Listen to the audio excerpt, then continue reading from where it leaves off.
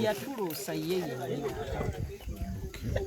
batwali tutidde engeri gyali mu bajjajja omugenzi AK-47 Emmanuel Mayanja yali muto waba pallaso Weasel ne milikwezo nakulaba bagenda kuba bamujjukira awe kalanga emitiyana kalangalo yes kalangalo emitiyana ekifo bakiyita busato we tugenda okubeera olunaku lwaleero bagenda kuba mu service ndoza ino service egenda okusooka after ndoza like 4 to 5 years badde tebamukolera service bagenda bugenzi mbadde njogerako ne taata waabwe ku makya ga leero nagamba service ejja kutandika ssaawa 6 bagenda kuba bamusabira bonna gye bagenda era wetuva wano fenomena gye tugenda kulaba nga tusabira omugenzi AK-47 yafa mu 2015 yafiira Nsambya we yafuna obuzibu mu denjavu bagiyitanga dejavu awe gundi kabalagala yali ki abala so yali mu kibiina nga bakita team no sleep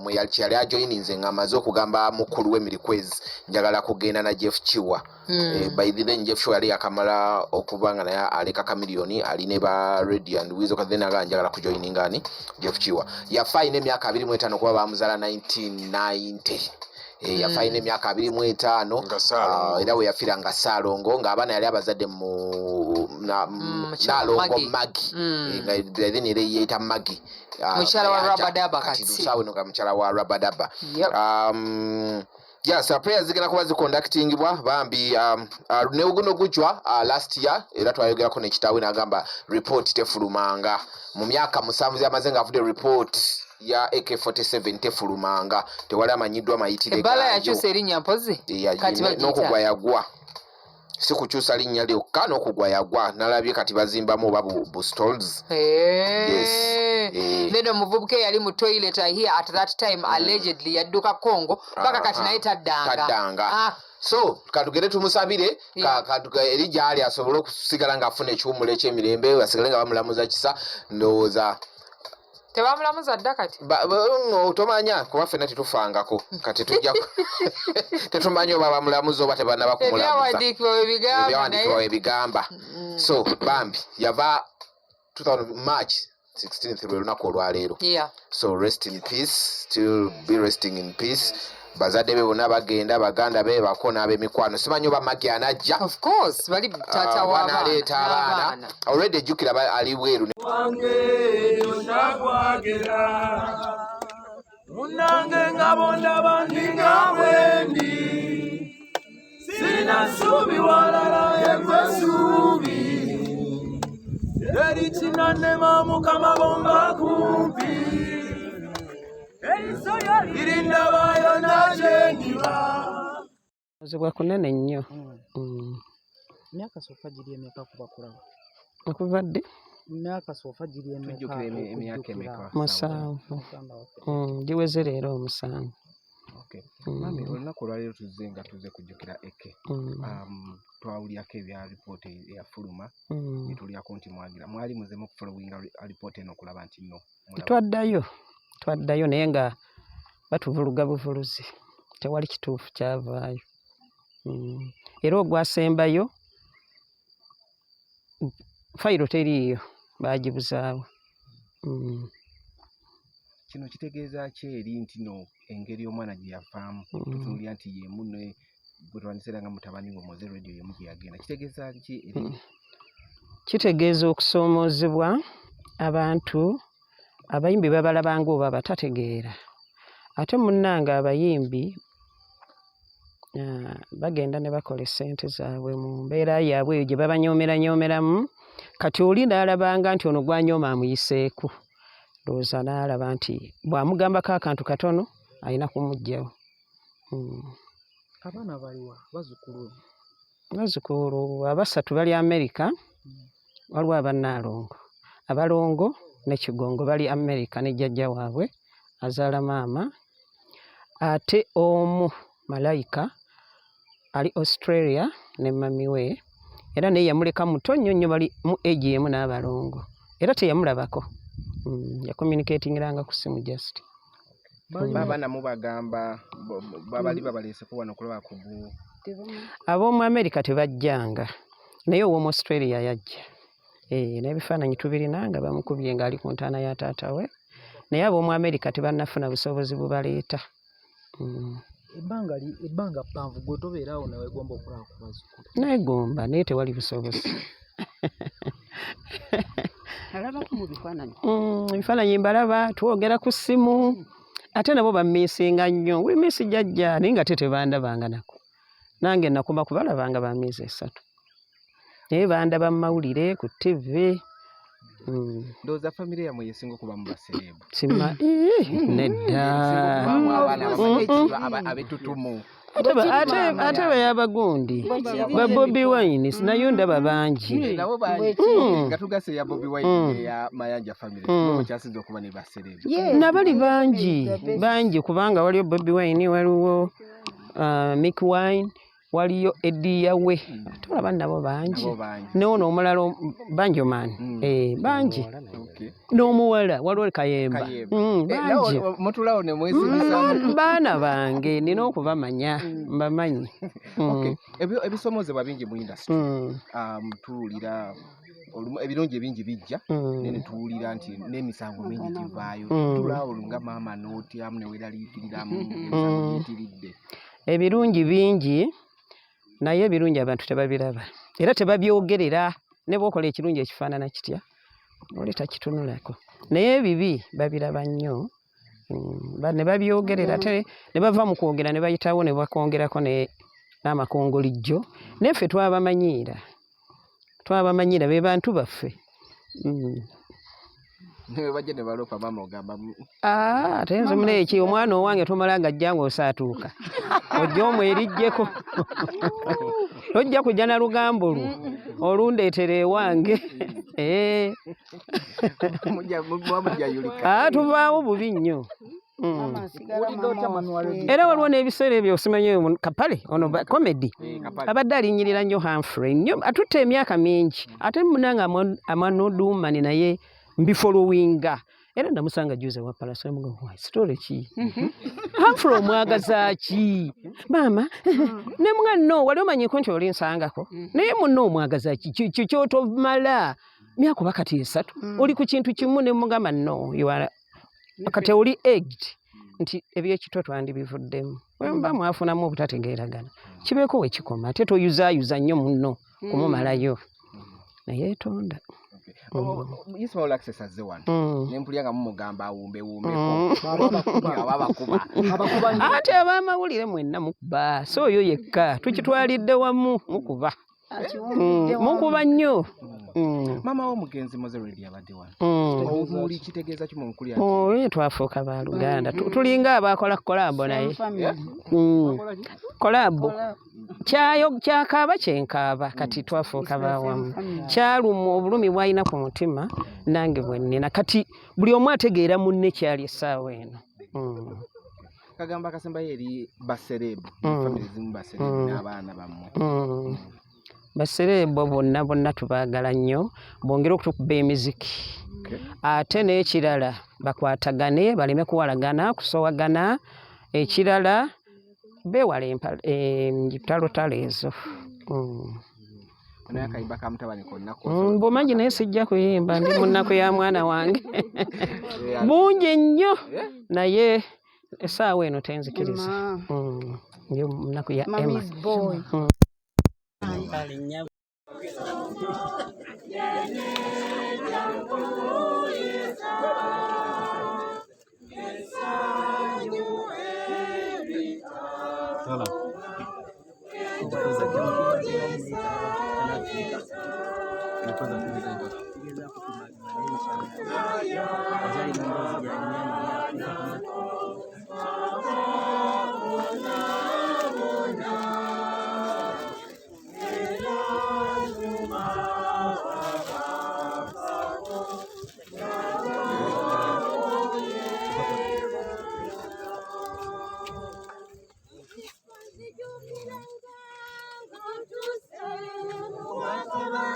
Leero nange mbalamusizzaako yonna gye muli.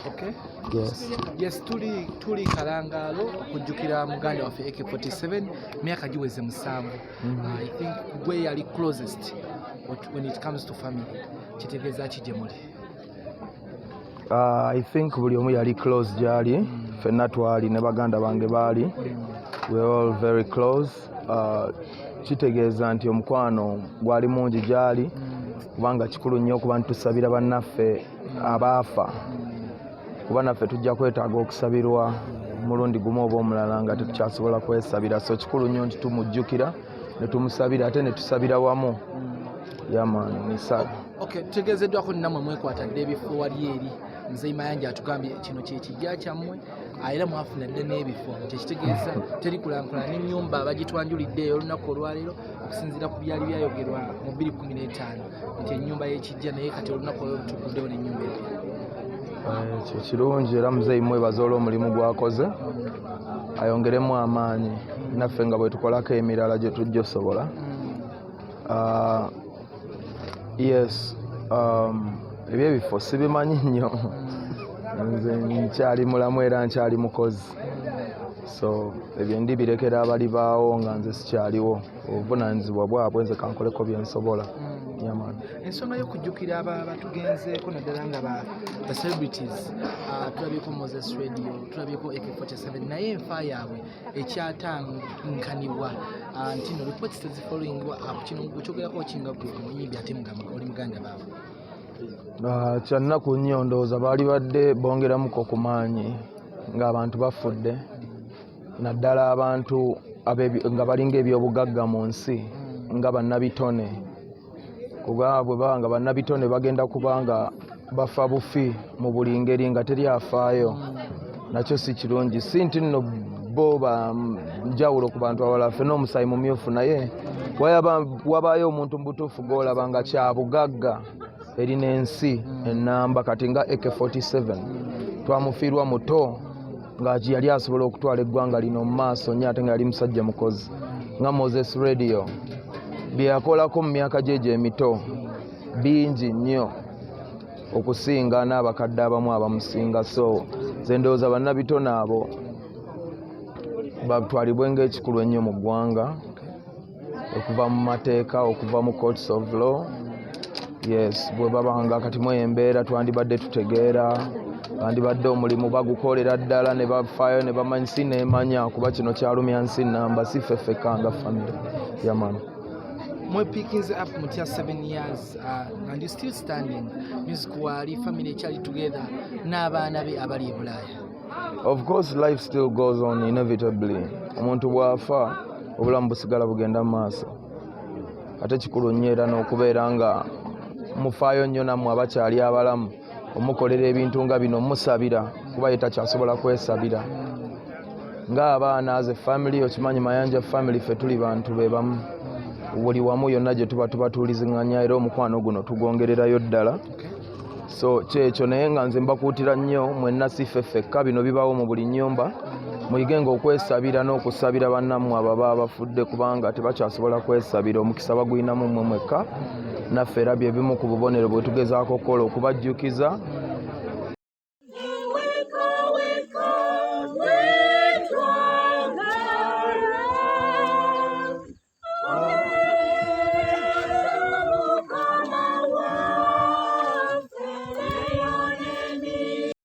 Nebaza nnyo Reverend Father Christopher Paul Okwabo olw'otuwabudde mu kitaffe tweyanziza. Ompaddeko history abadde mutono naye nze Muzeeyi Mayanja munnyonnyola ebyasigaliddeyo. Basebo ne bannyammwe mwenna mbeebaza, abataka mbeebaza, abakuuma ekyalo kino. Taata wange yasooka okundeeta eno nga ne myaka nga 3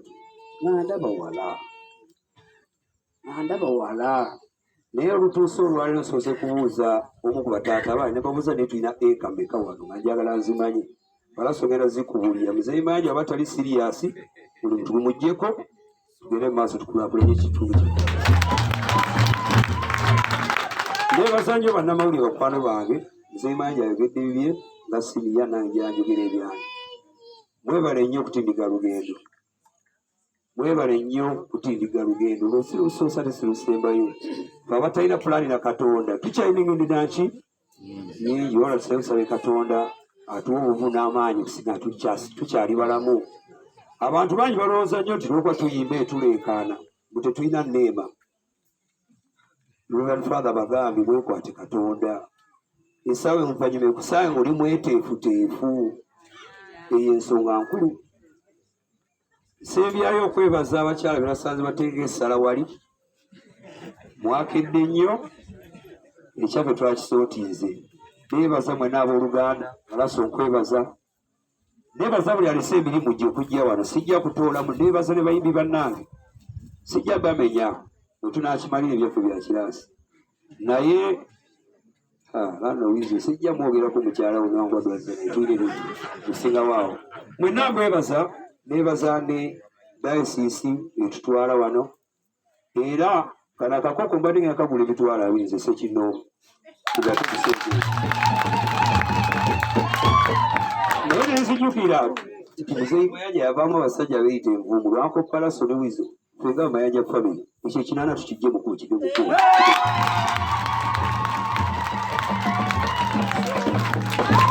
Akageri abajejera kebaluma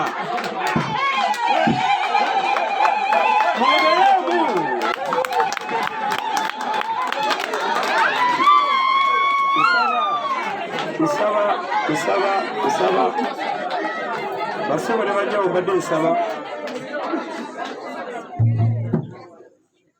bane mumpe mwedde ekiganga kitano ntulamya kikimala bavubuka bannanga ab'obukyalo nyambalekemu ensigo temwenyoomanga eno gye tufubutuka ne tutuwumbula amawanga gonna nompulya nga ndi mu America ndi Japan ndi Asia n'abazungu ne bakuba enduulu. Eno gye tusibuka so tetwagala twenga fe tusembayo mwekolemu omulimu mweyongereyo n'abaki n'abalala. Mutesaaga esembayo abiri gaga kyajokya kiri ekiraana tukikwata nga bamayanja abiri kangongere mu kabo ka Kereziya.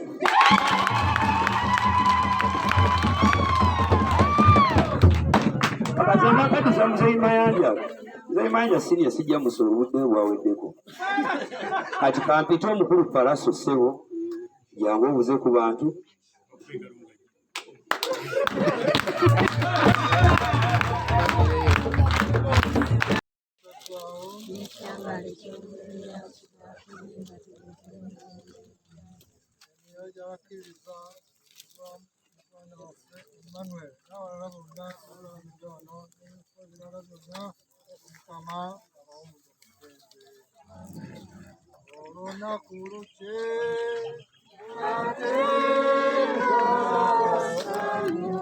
okukoleza emisumbawa nga tugenda buli kisaako ekiri wano.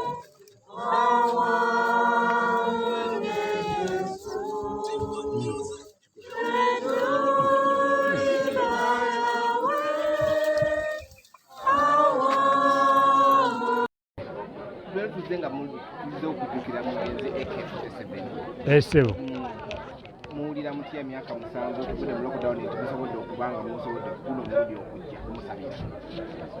Ya emyaka 7 naye mabega tumaze emyaka 2 nga tusobola kusabira bagenzi ekke nga tusobola musabira n'abaana bafu abalala olw'ebizibu ebyaliwo ebya COVID. Naye kati kibadde kya mukisa tusobodde okukuŋŋaana ne tumusabira era naffe kitusanyusizza nnyo kuba tukisobose olwaleero. Olunaku olwaleero abantu bajjanga nga bajereka ennyumba nga bagamba ekyennyumba nga bajereka ekyennyumba nti ntebo Mayanja family terina nyumba. Naye olunaku olwaleero tutudde webaza Father nti yeebale kuteekamu omutima okumaliriza ennyumba eyo. Gamba mwali mutujerega abamawulire bamwasinga okubisaamu amaanyi. Eyo ennyumba yali yabajjwayo bwajjajjaffe. Kati nze wano ndi muzzukulu. Kati nasanga nti ndi kinvunaanyizibwako okuba nti ku lwa AK nga mutabani wawe gwesoose okuziika wano mukolera ekijjukizo neteekako n'ekifaananyi kye wali nga bw'olabye. Mukolera ekijjukizo ekyennyumba eno kwe mujjuukirira nti yava mu bulamu bw'ensi eno. Kati n'ennyumba egenda kubeera mu baana Ennyumba si yange si ya gundi, ennyumba ya famire. Era kati mulimu baganda bange, batabani bange abasulamu. Buli alemererwa gy'alemereddwa. Eno ennyumba ya kijja ng'ajja yeebaka, bw'akoowa ng'agenda. Teriiko nti ya muntu gundi. Nagizimbira kika. Ennyumba ya kijja. Tubadde wano Chameleon n'ayogera ekigambo n'agamba taata Mayanja Senior bw'oba olemereddwa okukulaakulanya wano tuweewo ne pallaso fe abaana kitwale maaso alaba nga gw'alemereddwa okukulaakulanya.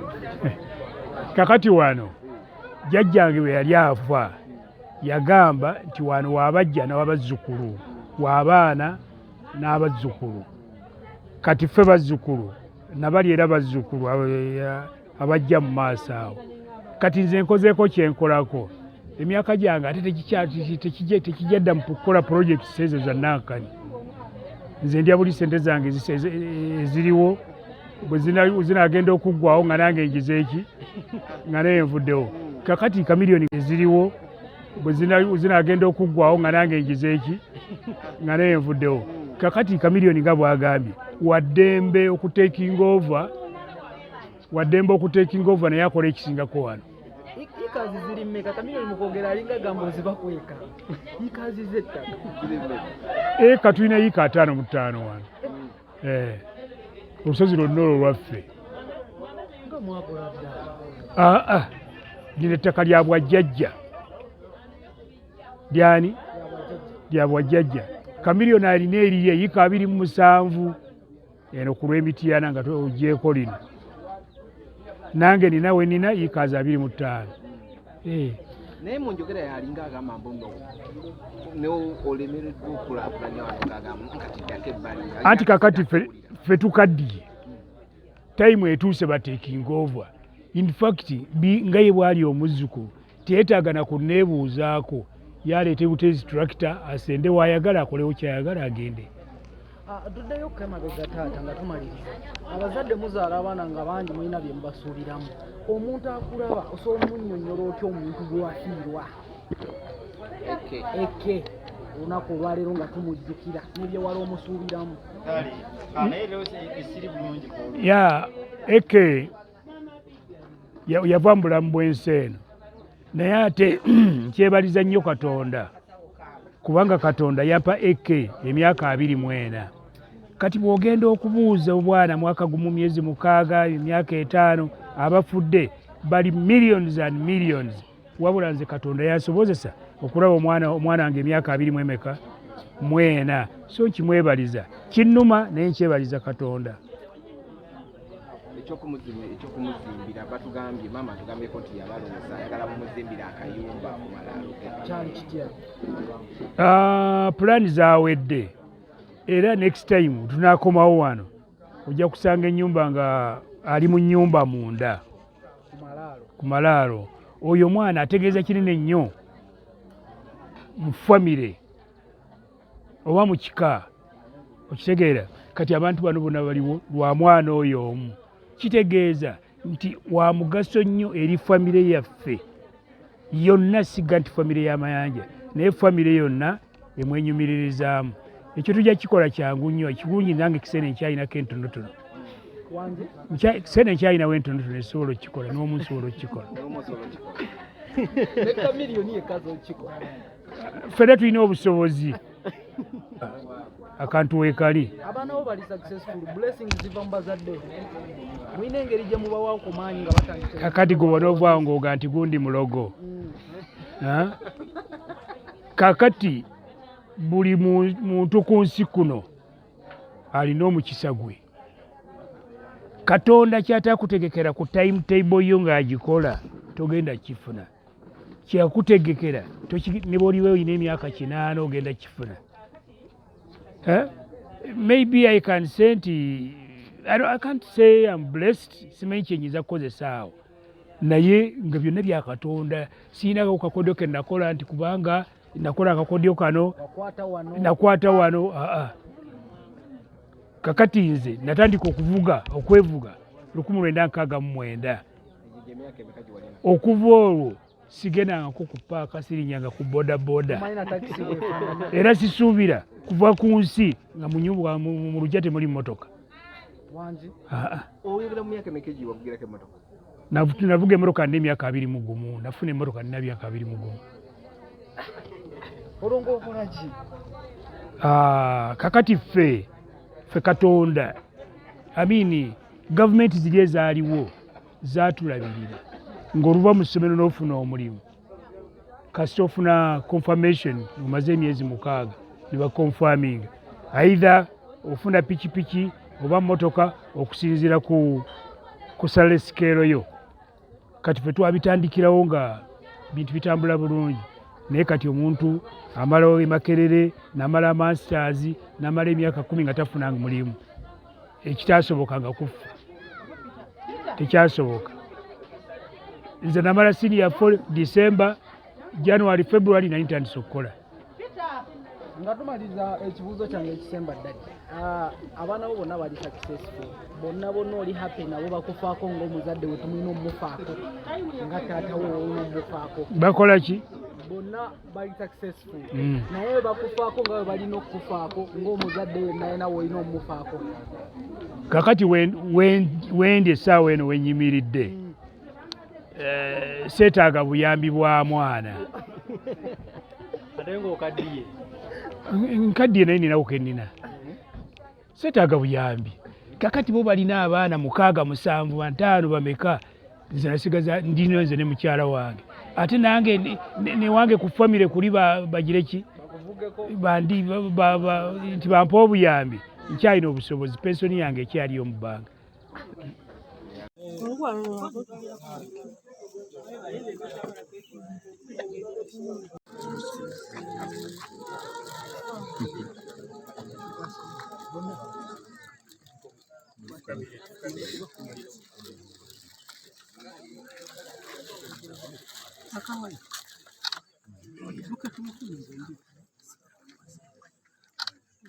Abamaze okuganzika ebimuli ku kijja kya muganda waffe Emmanuel Mayanja saba tuddeyo nga abayimbi batuwa oluyimba ate omukulu akola omukolo ogw'okugulawo enju n'okugiwa omukisa. Mwebale nnyo, mwebalire ddala.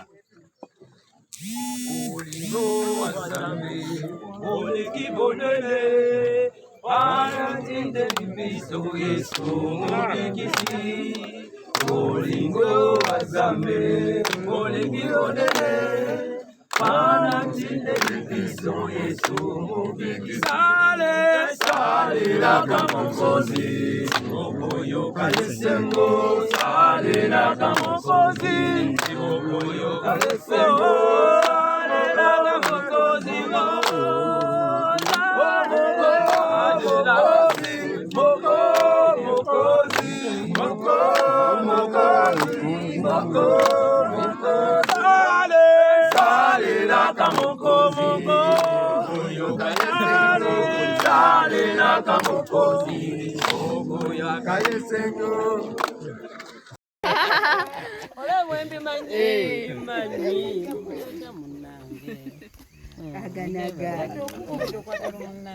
tulina kyakola eyo Emma waffe yagalamidde awo buli ayagala ajja ffe amalaala agaffe wano tegaliiko nnyo kukugira tegaliiko kukugira bw'owulira ng'oyagala okumulabako ojja omulabako ng'oddayo tulinayo n'entegeka y'okuteekako akayumba bakayita batya twagala akayumba akatonotono si nnene naye akatono mubikkeko yennyini nno yatuloosa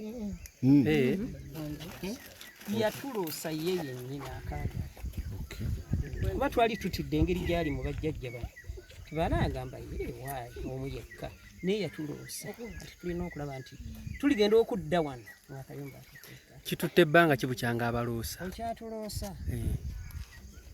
myezi 2 mwaka guno Mami naye mulowooza temuluddeewo okuba muneemi ebintu by'abafu obimanyi ate fati nkunyunyadde ate tubadde mu bya lockdown nga nabwe bitusikambula bubi nnyo era okuva lockdown lwe yabeerawo kati twakudda wano twali tutegese n'olumbe ng'ebintu byonna tumaze okubisasula twali tujja wano ku Lwakuna ku Friday biki ku Lwokubiri abana balangira lockdown sente nezifiira kati olumbe tumulutegese ngaddi kitegeka kyagala ate okuddamu kuteesa kalifa bugambo bweri walina kolabo naye yakusitula in fact yakujjayo yali kyali wange era bambi mwebaza akaseera keyalinga mulamu yankwatirako nange mu kuyimba kwange ffe twakula tumwegomba ate nga yali wa myaka gyaffe yalinga asoma ku standard ife nga tusoma Kawanda era tumwegomba nnyo era n'okutandika okuyimba nze nali njagala kuyimba na AK naye tukole kolabo nga olaba Ready and Weasel naye tekyabaawo birimu n'ayimba bibi naye bambi omwoyo gwe Mungu agulamuze ekisa twala okusaasira kwange eri famire eri abaana na bonna bekikwatako Mungu abagumye ate naye amuwa ekiwummulo eky'emirembe